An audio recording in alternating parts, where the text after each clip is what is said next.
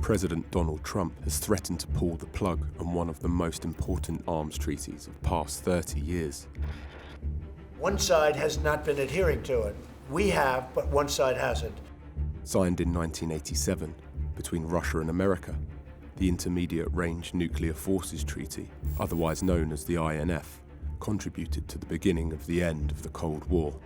For more than a decade, Russia has been cheating the terms of the deal. But what would the death of the nuclear pact mean for world peace?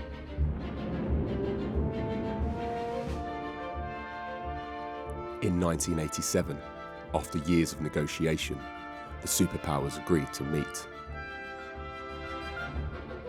Today, I, for the United States, and the General Secretary for the Soviet Union, have signed the first agreement ever to eliminate an entire class of U.S. and Soviet nuclear weapons. We have made history. Mr. Reagan and Mr. Gorbachev agreed to destroy and never again produce land-based missiles with a range of 500 to 5,500 miles. Some politicians and journalists are already speculating as to who has won. I reject this approach. It is a throwback to old thinking.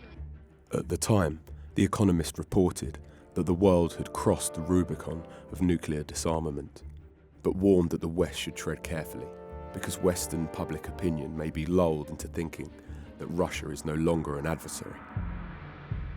In the Department of Defense, we viewed Gorbachev as someone we could do business with. He was looking to the future and understood it could not be based on confrontation with the West. Frank Miller spent 30 years working for the US government on national security and negotiated nuclear deals with the Russians. This is what the INF Treaty was all about.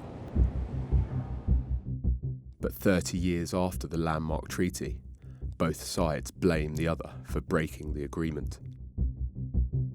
In 1987, we were looking to work together, and there was a spirit of cooperation. There is now a spirit of confrontation emanating from Moscow.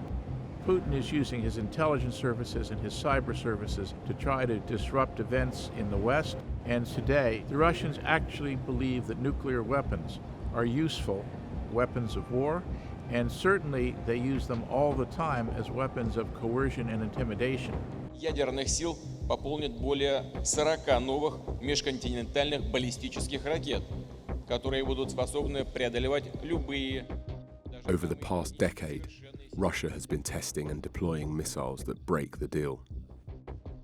The Russians say that it is America that's broken the treaty, claiming NATO's defense shield in Romania and Poland has the capacity to fire intermediate-range missiles into Russia.